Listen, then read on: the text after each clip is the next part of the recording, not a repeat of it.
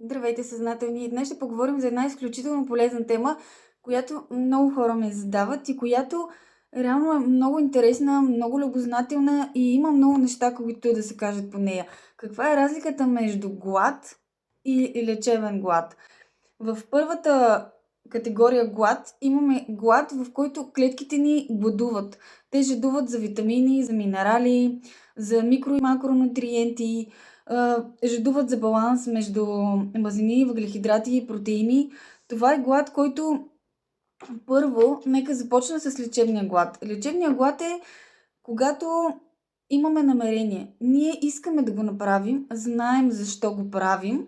Лечебният глад там прочистваме от токсини, тежки токсини, които са в нашето тяло, които са се натрупали в следствие от замърсената вода, замърсения въздух, замърсената храна, микропластмаса, която тя вече е навсякъде, във водите, в храната, в почвата, която влиза в телата ни. Т.е. дори да се храним чисто, ние пак имаме неща, които влизат в телата ни и е добре да ги чистим.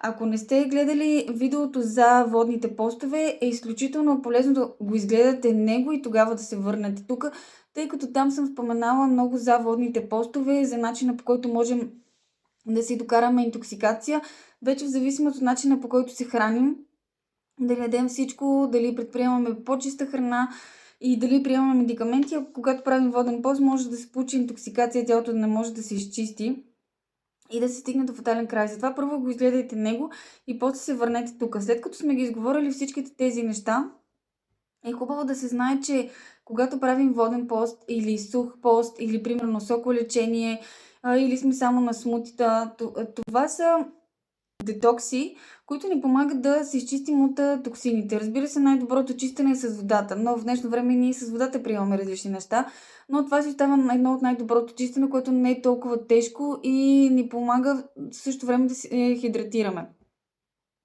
И разликата между този глад и този, който нека така да го направим като в две графи. С лечебния глад ние имаме намерение.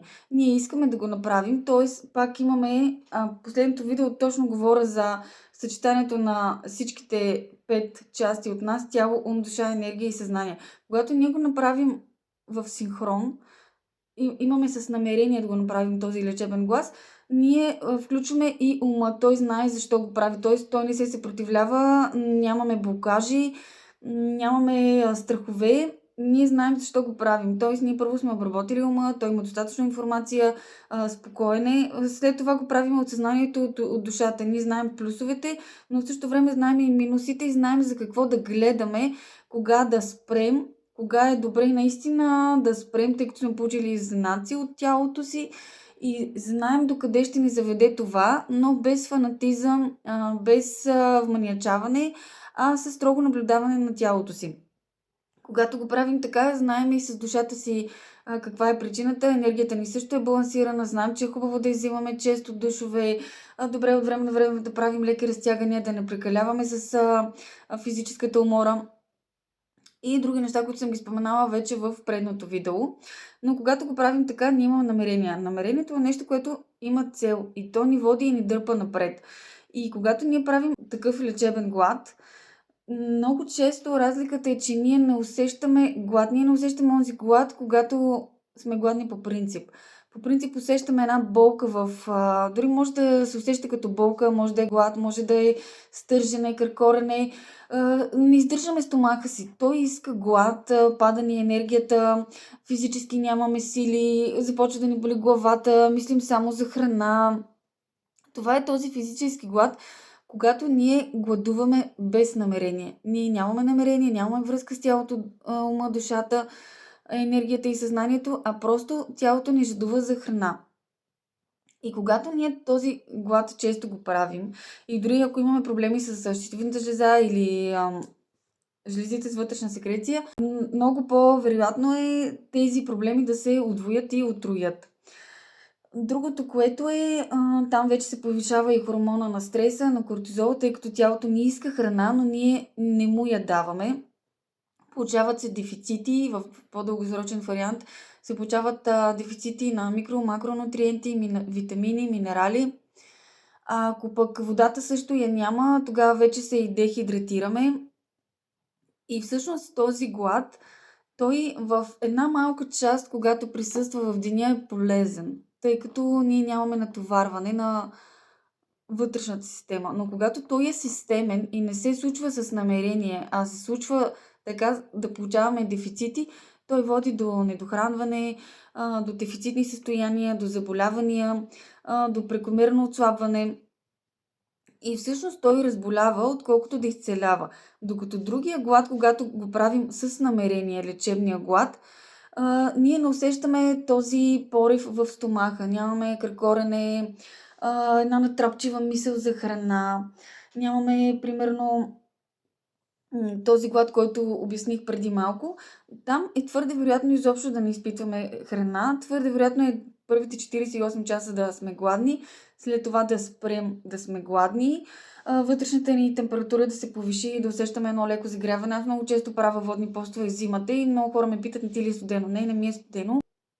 Всъщност, вътре тялото се загрява, температурата се повишава и се получава едно естествено изгаряне на токсините. И който е по-свързан със себе си, го усеща. Аз зимата, дори когато правя водни постове, аз нямам нужда, примерно, да стоплям. Не, че по принцип стоплям, нали? Аз много рядко да стопля, защото обикновено живея без отопление, но дори в много студена къща не усещам нужда да стопля. Добре ми е на студено, защото усещам как вътрешно тялото ми се загрява. При много хора е различно. Някои усещат глад първите 24-48 часа, после спират. Аз не усещам глад, защото го правя с намерение. Тоест аз съм подготвила всичките си 5 системи на цялото си същество и то е готово за този глад. Не усещам глад. Всъщност то се нарича глад, защото ние не даваме на тялото си енергията, която идва чрез храната по принцип, и заради това се нарича глад. Но в основата си това е прочистване. Прочистваме от нещата, които влизат с храната, с водата, и заради това също взимаме по един път, по два пъти душ в деня, защото кожата е най-големия орган, така най-много токсини излизат през нея, чистят се, нали, отделно са бъбреците, черния дроб. И заради това е хубаво да взимаме така вода, за да може по-лесно да прокарва, да се чисти тялото. И другото, което е отделителната система, също чисти. И когато го правим този пост и той е с намерение, ние по съвсем различен начин усещаме нещата. И пак тук е хубаво нещата да са в синхрон. Примерно, аз много често съм говорила за емоционалното хранене и там е много свързано с това, което ще кажа сега. Когато сме на воден пост и умът ни не е подготвен, няма достатъчно информация, няма достатъчно знание, не знае защо точно го прави, умът започва да се съпротивлява и започва да търси познатата зона и започва да казва: искам храна. И е много лесно, когато минем от някъде и ни замирише на храна, или видим храна, или си помислим, умът ни да включи рецепторите си и да каже: о, помня онзи мирис, помня онзи вкус, искам това. Обаче в същото време тялото ни да не го иска. И когато сме свързани с съзнателните си нужди, ние можем да разберем тази нужда откъде идва. Дали е от илюзията на ума, който свързва с нещо познато в миналото, или е от тялото, което наистина клетките се нуждаят това. Това е много тънка граница. И когато се научим да я различаваме, много лесно можем да минаваме и водни постове, и режими, и можем да се храним съвсем съзнателно. И когато умът ни излъже така, ние започваме да мислим, че наистина го искаме това нещо, а всъщност тялото ни, клетките ни изобщо не жадуват за тая храна. И точно заради това тук е медитацията, която споменах в предното видео, как можем да разберем една храна дали е за нас или не е за нас. А по пътя на съзнателното хранене, без да ни излъже ума, а да се свършим с съзнателните нужди на тялото си. И когато умът ни излъже, е много добре ние да можем да различим кога идва от него и кога не. И сега тук, примерно, на мен ми е помагало много на водни постове, когато умът ми каже: искаш тази храна, примерно сещаш се за пържени картофи или за чипс или за нещо, което обичаш. Може да е, примерно, може да е някакво хлебче, което си правиш вкъщи, или може да е, примерно, тофу, или нещо, което обичаш. Мен, примерно, аз преди не обичах да ям картофи на фурна, много често съм се сещала за тях. И на мен много ми помагаше да гледам видеа на хора, които ядат. Не е просто храна, на хора, които ядат. И това е пасивно хранене, пасивно удоволствие. Докато гледаме хората как се хранят, на нас ние изпитваме удоволствие. У нас имаме изключително силна воля и много силен устрем, който съм развила през годините на всичките тази трансформация. И много хора, които гледат как ядат други хора, не могат да издържат. Те искат да ядат от всичкото и напротив става обратното. Още повече се провокират да ядат и всъщност не издържат на детокса. Докато при мен е обратното. Когато гледам хората как се ядат, аз се наслаждавам чрез тях и на мен за момента това спира да ми се яде. Това работи при мен, споделям го просто за да видите дали работи при вас, но си направете, примерно направете си, когато имате някакви часове, прозорец часове, в които да не се храните от деня, не го правете в цял воден пост, защото може да ви даде обратния резултат. Това е когато излъгваме ума. И много често, примерно, мъжа ми е идвал при мен и ми казва: добре, защо го гледаш това сега, когато си на воден пост и искаш да ядеш? И аз му казвам: аз не искам да ям, тялото ми няма абсолютно никаква нужда от тази храна в момента. Обаче ума ми се връща към емоционална памет и в нея говорих за предното видео. Връща се към спомени, към вкусови рецептори и ми казва, че имам нужда. Обаче аз нямам нужда. Реално умът ми, той е голям манипулатор и всъщност много част от емоционалното хранене всъщност и от емоциите, но голяма част идва и от ума, който всъщност през него минава и емоционалната памет към храната, минават и вкусовите рецептори, които помнят вкуса и миризмата на храната и всъщност много лесно можеш да ни подмами, че ние искаме тази храна. И когато можем да различаваме ум, тяло, душа, енергия, съзнание, откъде идват всички пориви в нас и сме свързани с съзнателните си нужди, да знаем клетките ни реално от какво имат нужда, много лесно можем да различаваме нуждите. И мъжът ми идва често при мен и ми казва: добре, защо гледаш тези видеа сега, когато ти се яде? И аз му казвам: на мен не ми се яде, но това е, като пасивно ядене, пасивно удоволствие. Аз ги гледам как се хранят и след като те се хранят, аз се чувствам добре.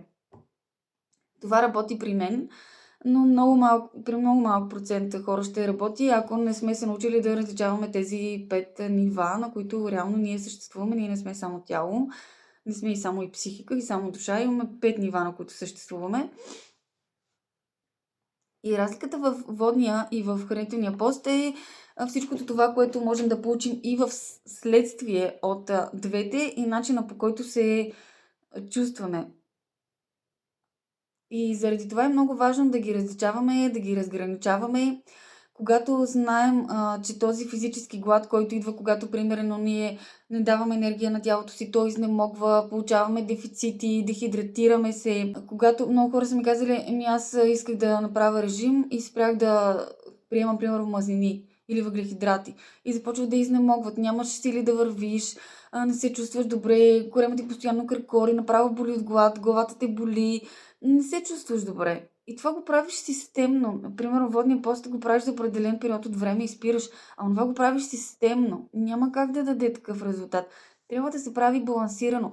И винаги основната работа е, когато искаме да спрем определено хранене, когато изключваме една група храна, да набавим друга. Тоест, ако изключим голяма група мазнини, да можем по друг начин да ги вземем тези мазнини. Това е изключително важно. При водните постове е изключително важно, когато ги правим, освен да можем да различаваме глада, да можем, съзнанието и енергията и тях да подхраним. Тоест да не сме в среди, които примерно са много шумни, има много енергия и се смесват, да не сме сред много хора, да не сме с много физическа работа. Тоест да можем да си дадем време да сме сами със себе си, да можем да се наблюдаваме и в същото време да сме на място, на което се чувстваме добре.